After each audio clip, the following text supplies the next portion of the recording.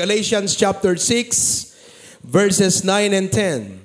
One of the very encouraging passages in the Bible, Galatians 6, 9, and in verse number 10. Page 1314, kadagiti Pi Bible sa'yo. If you have that Pi Bible, page 1314, Galatians 6, 9, and 10.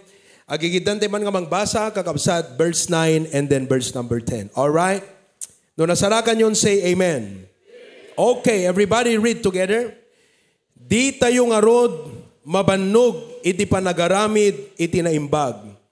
Ta, intun tiyempo na, ket agapit tayo no saan tayo nga maupay. Iti kasta nga rod, numadaan tayo ti gundaway, aramiden tayo ti naimbag, kadagiti amin at tao, nang nangruna, kadagiti kabalay, iti pamati. Tonight, I'd like to speak to you on this message that I entitled, Be a Faithful Christian. Be a faithful Christian. Are you a Christian? Are you faithful? Are you faithful? Heavenly Father, you are very faithful. Help us to be faithful. Kadagiti padak na nabaybayagan na Kristiyano, Apo, tulungan na kami nga pabaruan mi ti commitment mi nga maging faithful, Apo, gan ka. And to every new believer, I pray that they will learn how to be a faithful Christian. Adupay dagiti sangwunda nga karit, challenge, struggle. Ngam sapay kumatag talinag da nga napudnugan ka. Tibagtan digito yung abambanag. Kat saan lang agbaling nga napudno? No di kat gapo ti panagtalinaad mi nga napudno, agbunga kam kumaapo. For I believe that the result of faithfulness is fruitfulness. If we are not bearing fruit, help us to remain faithful, even when we are not yet bearing fruit. Because like the verse said, in due season, we shall reap if we faint not. Help us to be faithful. In Jesus' name we pray. Amen. You may be seated. Yan.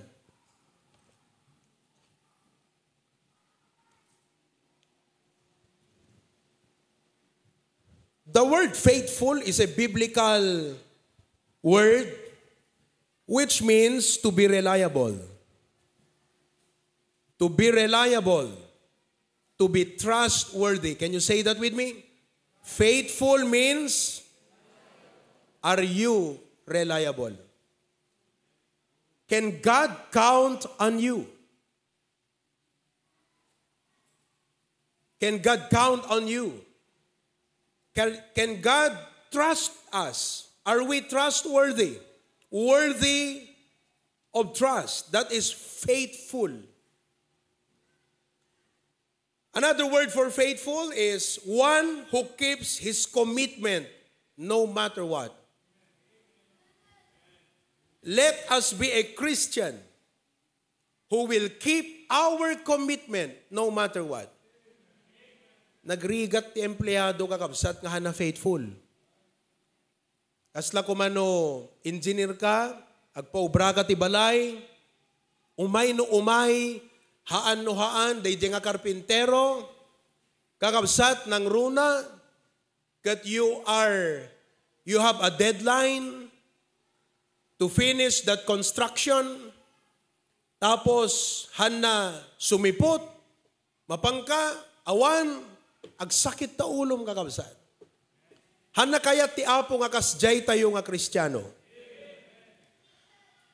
God wants us to be reliable and trustworthy. So in the same way, may we be faithful to God.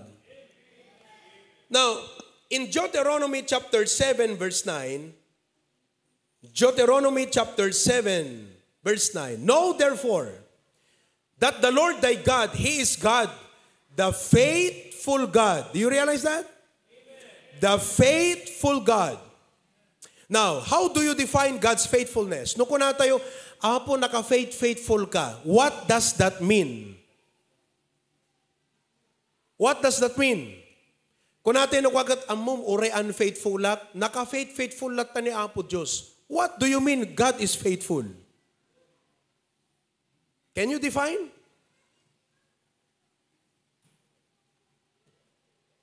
Faithful lat ta ni Apo Diyos uray jak faithful. What does that mean? This is what it means. The faithful God which keepeth covenant. Keepeth covenant. That is the meaning of faithful. No anyat nagtulagan, itong palna. That is faithful. Maasahan, nga no anyat imbagana, tungpalan na. That is faithful. God is not like men who will say it but not do it. That's not faithful. Because if God is like men, He will say it, but will not do it, then we can count on Him. Hantay tumapagtal ka ni Apo Diyos na, di tayo tumamati king kwanan. Kasi imbaga na, di namat aramidan, mamati ka pa yung arod. Hanggang tagtala ka na. Kaya ang ibig pong sabihin ng faithful, God which keepeth covenant. Okay, example, tiagasawa. Pag sinabi ng lalaki sa altar, I am going to love you for as long as I live. That means that even in spite of temptations and hardship in marriage, he will keep that covenant. That husband is a faithful husband. That is faithful. Oh, naintindihan nyo na? Kaya kung ikaw ay on and off, your priority is not when. The issue is faithfulness. Naintindihan nyo? Likewise with the wife. Both will say to each other, aday wakto dagiti amin nga sabsabali. Di kat uray sa dinno ti ayan na kakabsat. He will keep that covenant. Keepeth covenant. That is faithful. The moment that he breaks or she breaks that covenant, marriage will break. Magiging mahina yan. And it will affect the family. Likewise with us believers. Daytoy relasyon tay kan Apo Diyos, panagserbi tay kan kuana, it requires our faithfulness. But first of all, His faithfulness. Kasi kahit matapat ka, kung hindi matapat ang ating Diyos, wala ring kwenta. So let us first look how God is faithful. Una, maaasahan natin ang Diyos, number one, His promises. We can count on His promises. Therefore, learn God's promises. Learn God's promises. And apply God's promises. In your situation, your need, your fears, your problems, your plans, everything. Sabi nga nila, you can have 365 promises of God, one for each day, so that there is not a day that you cannot count on the promises of God. It's wonderful to say amen to that. Especially if you are practicing that promises of God. Practice, practice, practice. When you get discouraged, when you get disappointed, you count on the promises of God. Every promise of the Lord is true. You can count on His promises. Amen?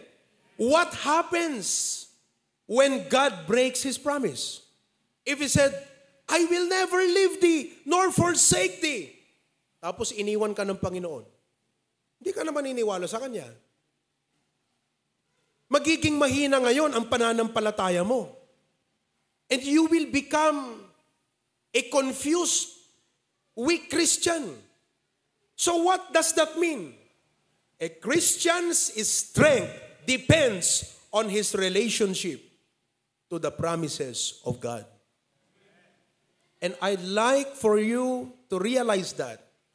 Sana mag-sink in yan sa inyo. Ang hirap po kasi pagkaminsan. I mean, as a pastor, I am not tired in counseling people. But I am tired in counseling people because they forget the Bible. Nakakapagod i-counsel ang mga Kristiyano na pag nagsalita, nakakalimutan nila ang pangako ng Diyos. I'm not tired in counseling people. But I pray that you will always remember the promises of God and stand on His promises. Nagsimple kakabsat. Ngam deta titibker iti Kristiyano. Sa bawat, abong kaslati arig na no, agilay ka kuma iti brace, iti ceiling. Ikatam de, iti ceiling, what you see, what do you see? Anat magitam no ikatam de, iti plywood, kan hardiplex. What do you see? Ano makita yung kabsat no ikatam de, iti plywood kada hardiplex? What do you see? Frame. Frame. Now, yung mga frame na yan, may mga braces yan, nakakabit sa taas. Kahit ano pang design ng ceiling na yan, pag walang braces yan, mga kapatid, babagsak yan. Kahit anong papogi points mo, pag hindi dahil sa pangako ng Panginoon, babagsak ka. The promises of God are just like the braces in your life. So, how many braces do you have in your life? Kalati na minsan, agsilsiling da di barangay siya, kita kakabsat, pinaglayog da DJ ko, DJ may isang, ano pa nga DJ?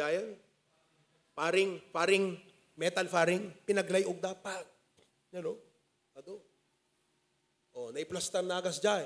Sabi ko, awa, no pagbitinak, deta matnag. Pero nung nilagyan nila ng braces, nagidrill da. Nagidrill da. Duray man pa ubing. Manong ubing di man pa nagbitin, han na matnag.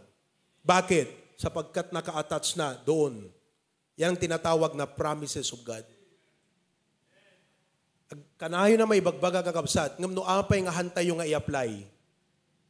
I-apply yung amin. You can count on the promises of God.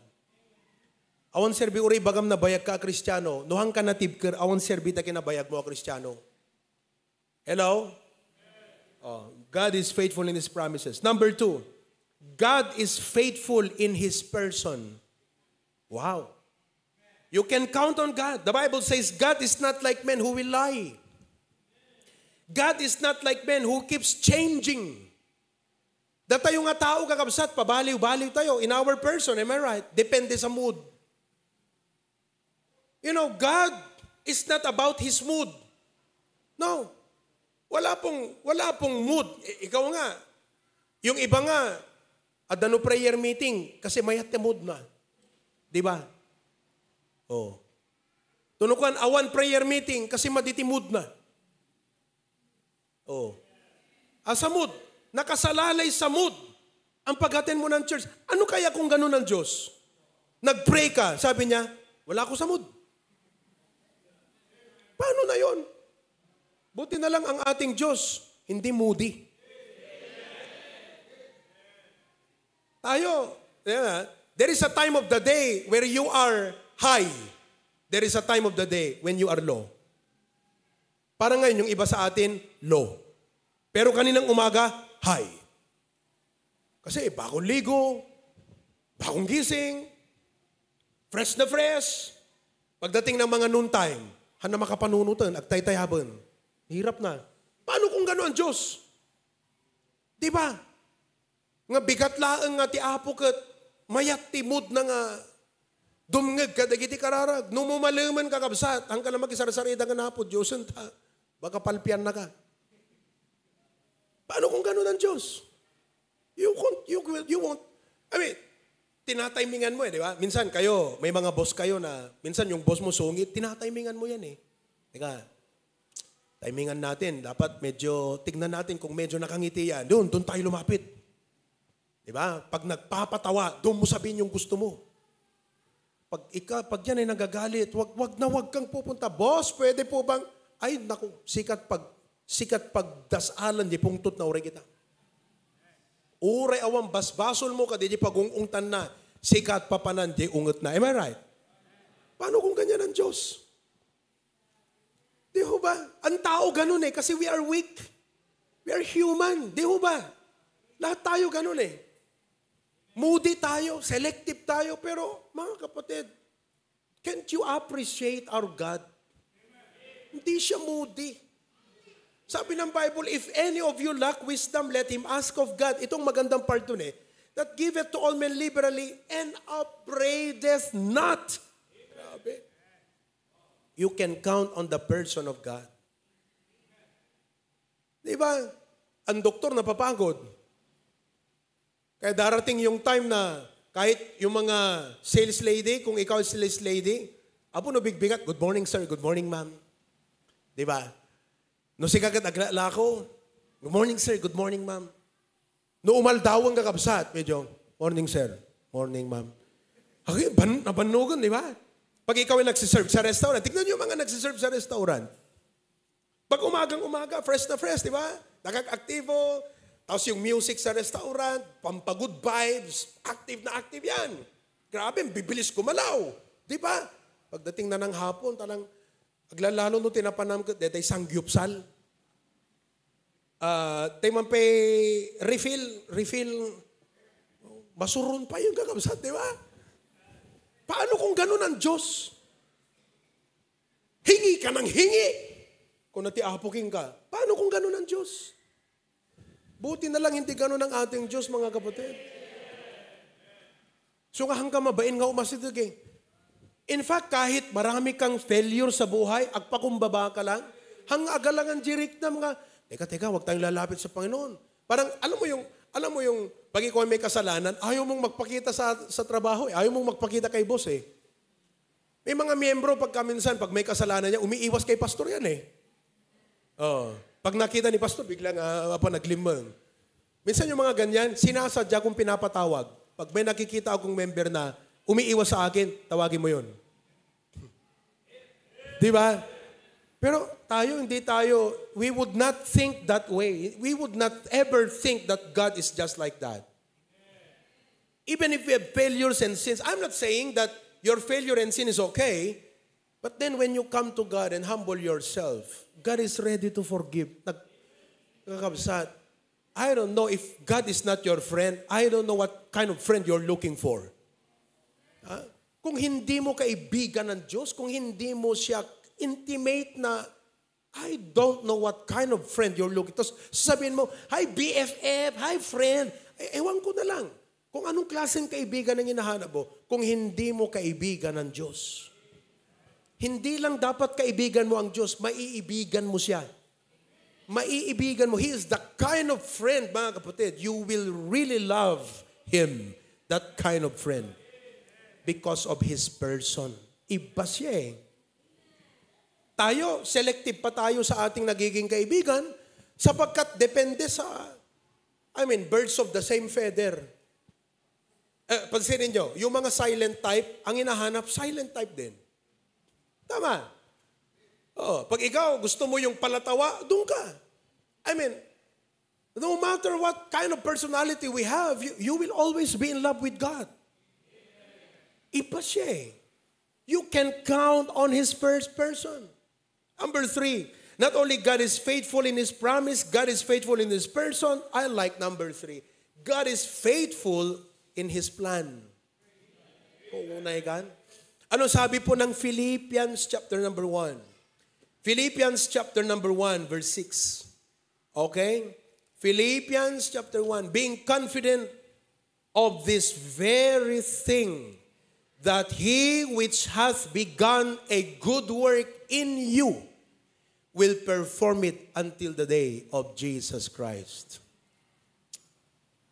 Well, una sa lahat, God's plan is the best. Ngayon, ang tao, alam nyo,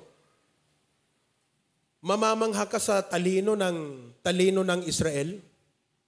Don't you know that Israel, for the past 50 or 60 years since it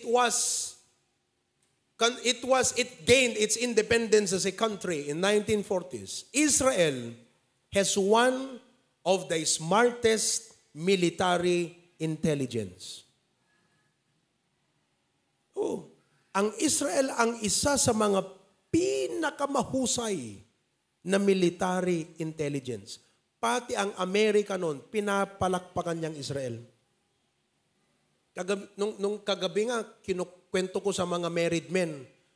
Sabi ko, alam mo ba, may kwento na there was a time na yung mga tao ng Uganda, may some people from Uganda, they hijacked a plane that was carrying more than 200 passengers, and 90 of those passengers were Israeli. And they hijacked that plane and they took that plane to Uganda. Kapatid, ngayon,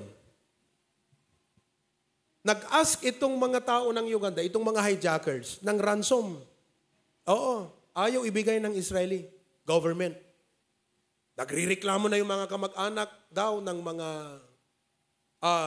tao na nandun sa, what do you call that? Sa plane, yung mga Israeli. Oo. So, ang ginawa nung Israel, mga kapatid, gumawa sila ng plano to rescue. It was a risky but a bold rescue operation. Ang ginawa nila, tinawagan nila ang Kenya. Sapagkat from Kenya to Uganda, they had to refuel in Kenya before they reach Uganda. And they talked to Kenya, the president, and asked him to never leak the information. And they flew that plane. I think 2 na plane. Ang nilipat nila, mga kapatid, I think nasa, according dun sa akin, basa kong article, 10 or 20 feet above sea. So, just try to imagine the plane flying. Kasi 20 feet, engineer? Ang ganap ta. Ayan eto yung dagat, yan yung aeroplano. From Israel to Kenya. Why? Because if they flew higher, they will be detected by Air Force radar. If they flew lower, they will be detected by land radar. Sipin yung talino yan. Intelligence yan, mga kapatid, ng Israeli. Lumipad yan, zoom, linabsan that Egypt, lahat-lahat yan. Hindi nalaman ng mga country kasi bawal yan eh. Bawal yan. Dapat nagpapaalam ka. May territory yan eh. Aerial territory, di ba? Pag sila ng Kenya, pagdating ng Kenya, lapag sila doon sa airport ng Uganda. Binabadaw nila yung mga sasakyan, ginaya nila yung sasakyan ng hari ng Uganda as if it's the king of Uganda, the prince of Uganda.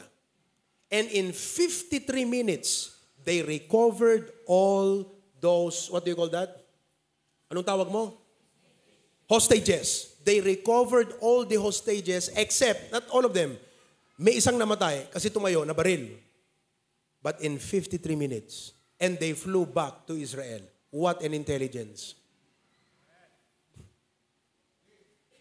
Nung 1970s, di ba? Yung Egypt, Syria, ano pa yung isang bansa sa paligid?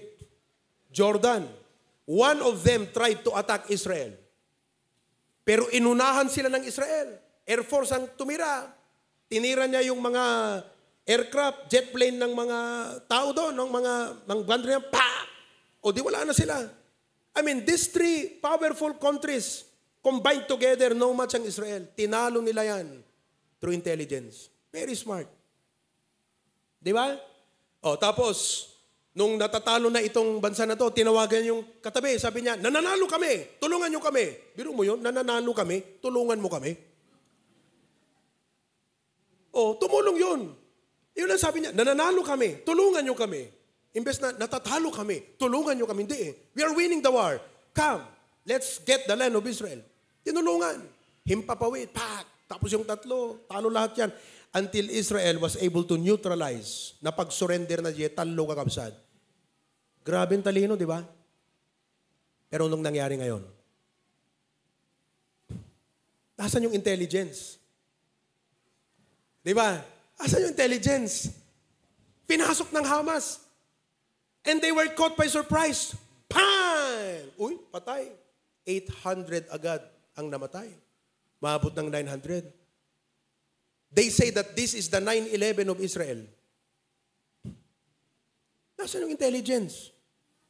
Men will fail, but God will never. Alam mo, kahit ikaw ay bumagsak, kaya kang ibalik ng Diyos sa plano niya. God is never caught by surprise.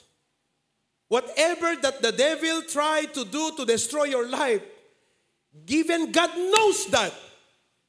God is so intelligent that He knows it. Pero, di ba, may mga lumalabas na balita, sa ganong galing at talinong inang Israel, bakit hindi nila nalaman na may ganong plano ang Hamas? Hindi nila nalaman. Pero ang ating Diyos, alam niya lahat yan. And He cannot fail in protecting, in securing His people. Even if the devil comes to oppress, attack, and even try to destroy them. God's plan will not fail. Kaya sa ating mga mananampalataya, kahit anong dumating, tiwala tayo sa Panginoon. Lord, I know we will not lose. We will win. Di ba? Amen? Oh. Ngayon, Israel is trying to recover. Siyempre, nag-respond ng Israel. Siyempre, intelligence yan. Matalino yan eh. Nag-respond sila. But you know, God is never caught by surprise. When Job lost everything, hindi po late na nung nalaman ng Diyos, naku, pambira, wala na pa ng, pambira, patay na pala lahat ng mga anak ni Job. Wala na pala lahat ng kanyang mga animal. Ganun ba? Teka, itong gagawin ko, ay hindi po ganun ang Diyos. Bago pa nawalang lahat, naisip na ng Panginoon yan. And God's plan cannot fail. So we should not be afraid. We should not be afraid whatever happens in the future. We are in God's side. We can count on His plan. Number 4, we can count on His provision. We can count on His provision. Oh. But my God shall supply all your need according to His riches in glory by Christ Jesus. We serve a faithful God. Now, on the other hand, how about our faithfulness? How about our faithfulness? Let me share with you 2 challenges in life initially. Kasi marami pa to, ha? 2 bagay sa buhay na challenge nating mga Kristiyano, and that in these challenges, we must remain faithful. Number 1, remain faithful in times of discouragement and stress. That's a good reminder. You need to be reminded of that. I need to be reminded of that. I need to be reminded. We all need to be reminded. To be faithful, to remain faithful in times of discouragement and stress. Kasi minsan, nadi-discourage din tayo. Di ba ka nadi-discourage? Oh. But you need to be reminded not to be discouraged, but to remain faithful in times of your discouragement. In times of stress, believers can face personal hardships. Ano pa? Such as illness, loss, difficult circumstances, and this will test our faith. Oh, so dumteng kada tayo kakabsat, dagiti discouragement, laglagi pun tayo, let us remain faithful. Daka mo no anat paka-discourage sam. But whatever be that discourages you, don't allow that. Don't allow your human nature. Mo ipalubos nga di human nature mo kakabsat. Ket ringbawan na ti parabor ti Apo. Ket agbalin tayo kakabsat nga offended, stumbled. Then we will begin to say, alam mo kung bakit hindi na ako nag-church? Alam mo kung bakit hindi na ako nag-i-involve? Kasi ganito, kasi ganito, kasi ganito. Do you think God wants to hear that from you? Gusto bang marinig ng Panginoon yan sa'yo? Gusto mong marinig ng iba yan di ba? Pero gusto mo ba marinig ng Panginoon? Gusto ba ng Panginoon na pakinggan yan? Hindi Ayaw ng Panginoon na pakinggan yan. Alam mo kung bakit hindi na ako nag-church, Lord? Kasi ganito. Magagalit pa ang Panginoon sa'yo. Magagalit. Oh. Hello? Because we allow things to discourage us. And so the challenge tonight is let us remain faithful. Number 2, remain faithful in the midst of a diverse society. We need to be reminded to remain faithful in the midst of a diverse society. In Philippians chapter 2, verses 15 to 17, that ye may be blameless and harmless, the sons of God, without rebuke, in the midst of a crooked and perverse nation, among whom ye shine as lights in the world. Look, crooked and perverse nation. Oo, dati kayat nga sa uwan iti diverse. Pag sinabi mo kasing diverse, mga kapatid, in the midst of unbelievers. You know, we live in a world today, when you go to work, you know, ang mga kasama mo unsaved. It's so difficult. But then the challenge to us, mga kapatid, is that we should be faithful in shining as lights in the midst of a diverse society. Agsilaw ka, iji trabaho. We need to be reminded of that.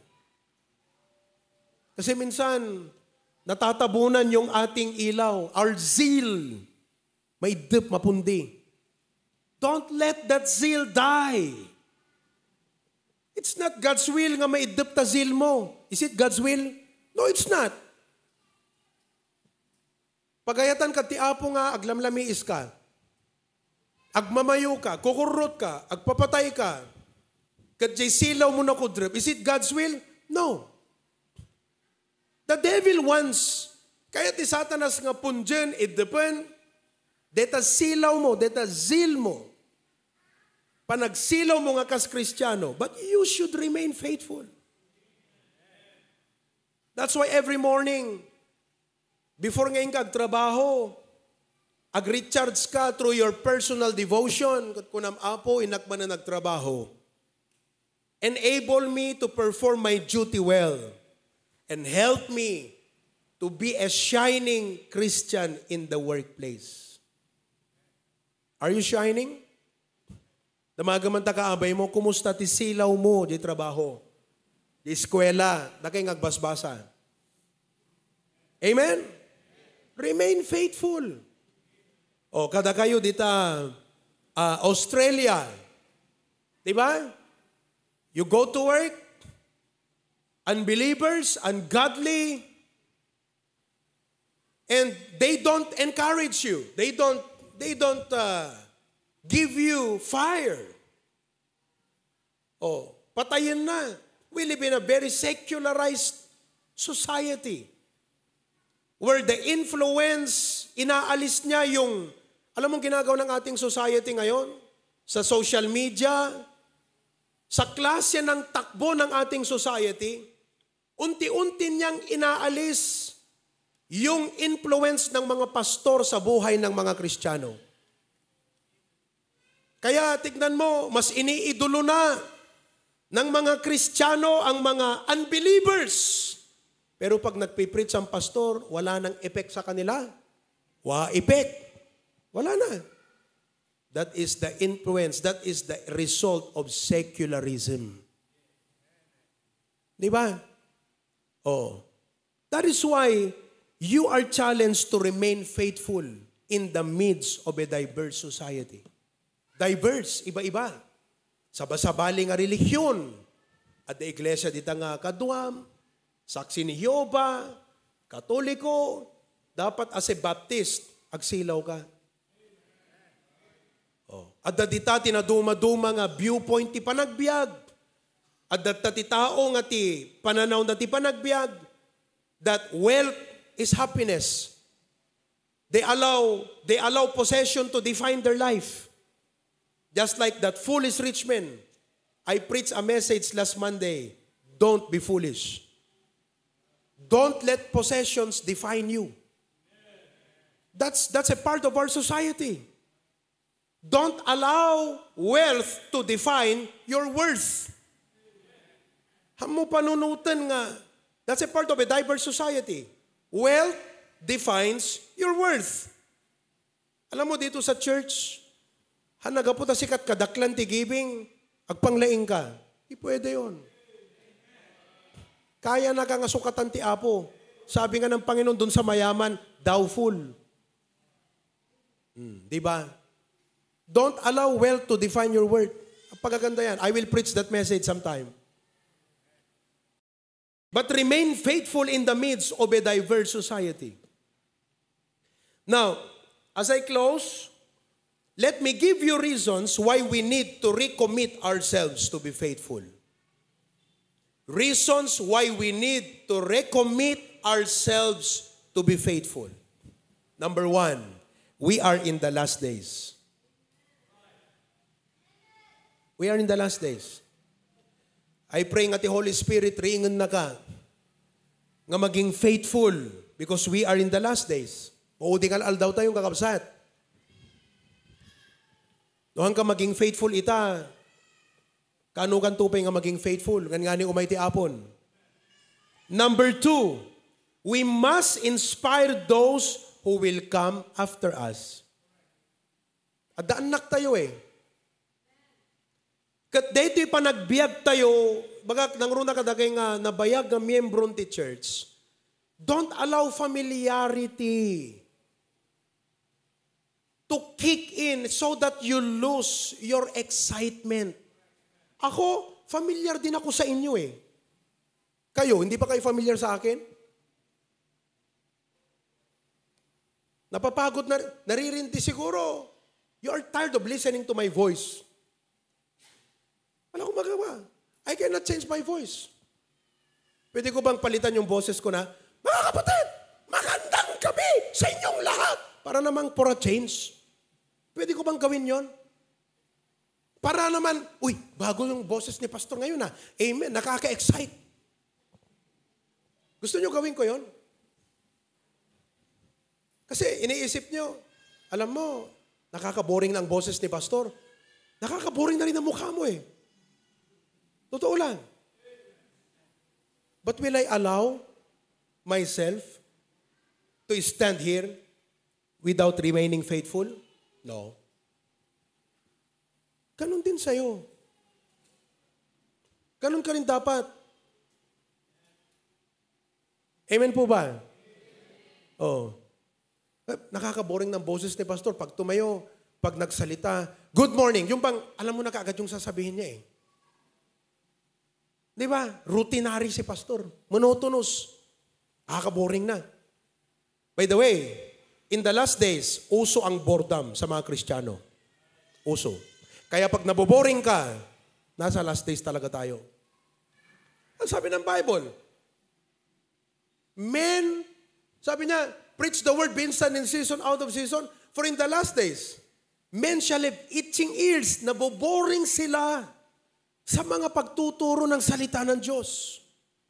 Naboboring ba kayo? Honestly, naboboring na ba kayo? Tapatan tayo. Naboboring na ba kayo? Yung totoo. Pinyo lang. Papalitan ko yung boses ko next Sunday.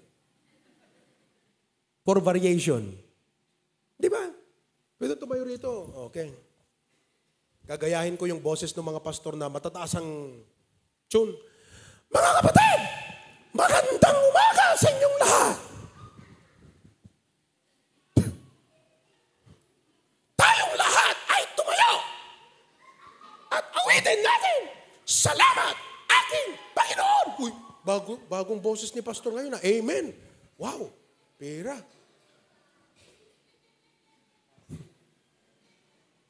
Sasabihin ko sa inyo, uso ang boredom sa last days dahil po sa ating society. Nasa sayo lang talaga. Kung bored ka, problema mo yan, kapatid. Problema mo yan. Kung kayo, mga membro, naboboring na kayo sa church na to, dalawang bagay lang yan. Either umalis ka na, or number 2, baguhin mo yung attitude mo. Kapatid.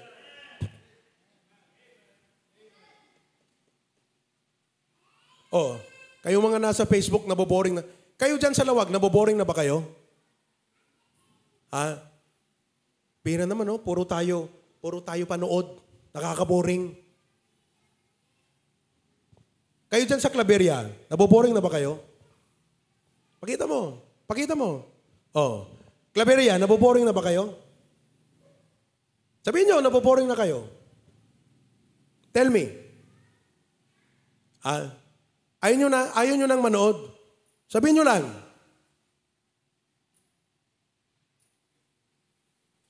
Naboboring na daw. Bira, Zoom na naman tayo.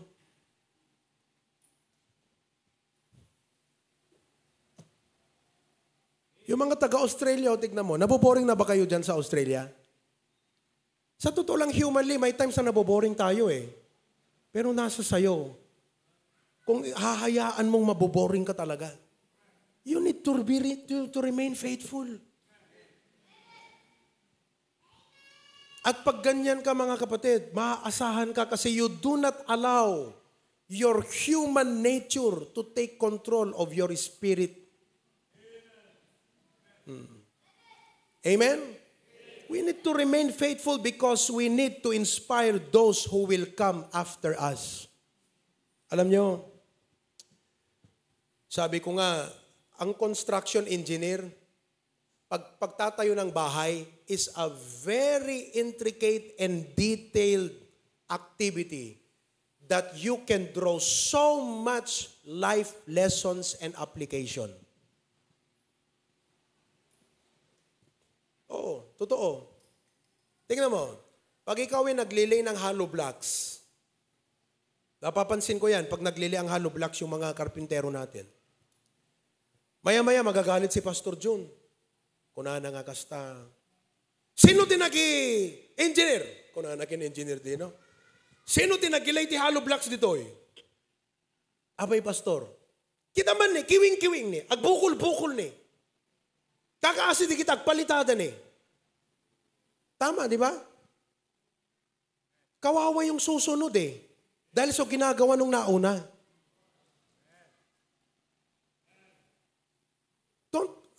My point is this. Don't be carried by the pleasure. Ang mundo natin, pleasure lover, comfort lover, kaya ang dami pong mga pasyalan at lahat. Kasi po, yan ang mundo natin ngayon. Pero bilang Kristiyano, be sober, be vigilant, be mindful of your responsibility, your role, and the basic of your Christian life. You are thinking, you are laying a foundation for the next generation to follow.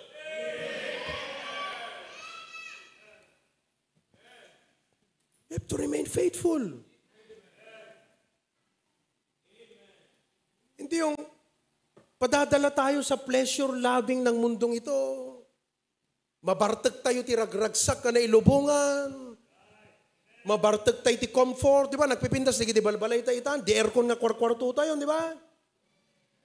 Oh, umay ka makigimong, nainit dito, pero bless ka pag uwi mo, nahiga ka lang konti, nakakomfort yung physical mo, wala na yung preaching. Sinasabi ko to para maging aware kayo mga kapatid. Mag-ingat ka sa comfort ng buhay. Hanggang sa ganung mentality, dadalhin mo sa church. Hindi nakaka-entertain mag-preach si pastor. Kasi you love to be entertained. You don't like an uncomfortable life. I have to bring that to your awareness, mga kapatid. We are in the last days. Uso ang boredom sa mga Kristiyano sa last days. Oh. Hello? Pero sana po, this message, we will take this tonight and say, Lord God, please help me to remain faithful. I will live by conviction and not inconvenience. Not based on comfort, but by conviction. Pag ganun ang attitude mo, kahit pagpalain ka ng Panginoon ng comfort sa buhay, you will be a faithful Christian. Kahit pagpalain ka pa ng maraming pera, maraming material na bagay ng Diyos, maaasahan ka pa rin. Sapagkat nabubuhay ka sa conviction at hindi base sa mga factors na inaantay mo na yun ang mag-raise ng spirit mo. But you, and I'm telling you what, ang sabi ng Bible, I can do all things through Christ which strengtheneth me. Nasaan ba ang Panginoon? Nasaan siya? Nasa iyo. Inside. Do you know why why that rich man was full? Because he was focused on the what and not the who. At bakit mayabang ang tao? Makinig kayo. Bakit mayabang ang tao? Sapagkat binibilang niya yung what. Look at my barn. Look. Pero tayo mga Kristiyano, it's not the what, it's the who. Na kahit nawalan ka ng lahat ng mga what na yan, pag nasa iyo yung who, adaragsak mo nga may makigimong. It's not the what you have, it's the who you have. And as Christians, let us remain faithful to our relationship with God. And all of God's people say? Tumayo tayong lahat.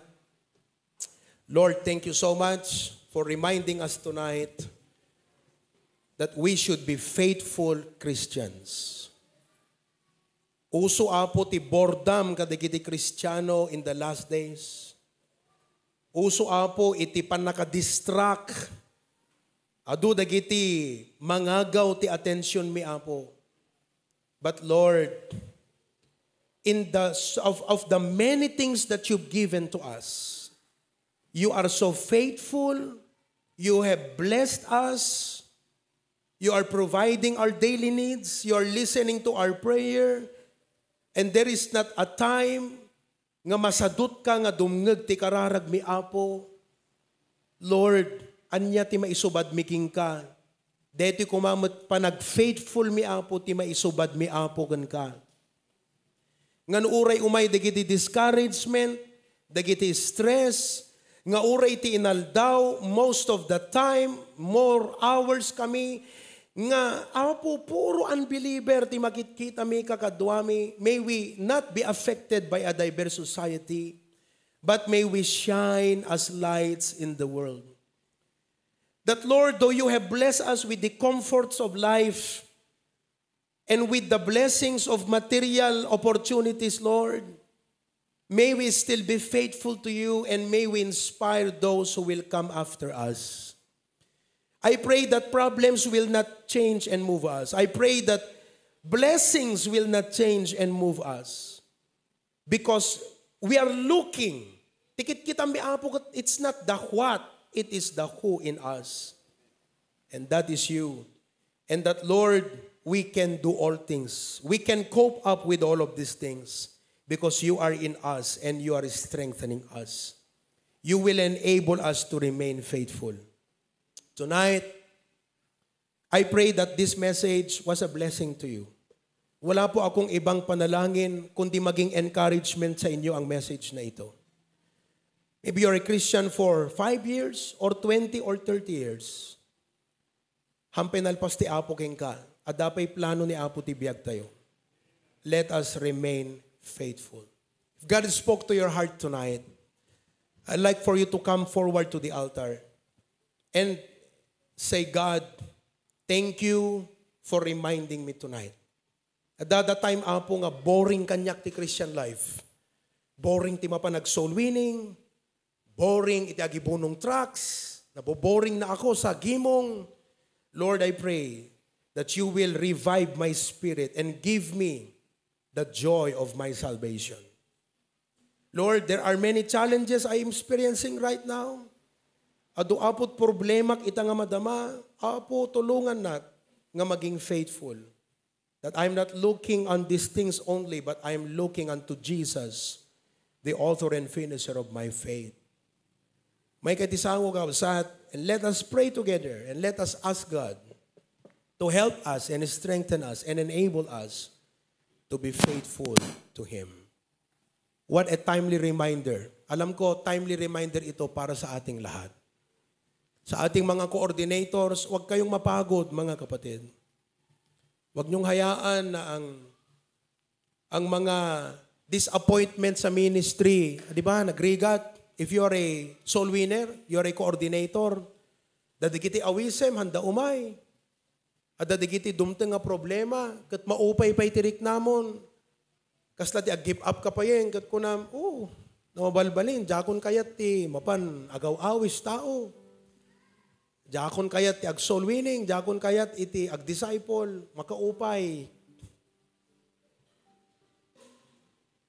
When? Halang nga bordam ti uso ita, pan nakaupay-pay kakabsat. Aduo nga pakaupayan tayo. Masapay kumata, deti nga message itang arabi became a blessing to you. We have a faithful God. And He will enable us to be faithful. He will strengthen us.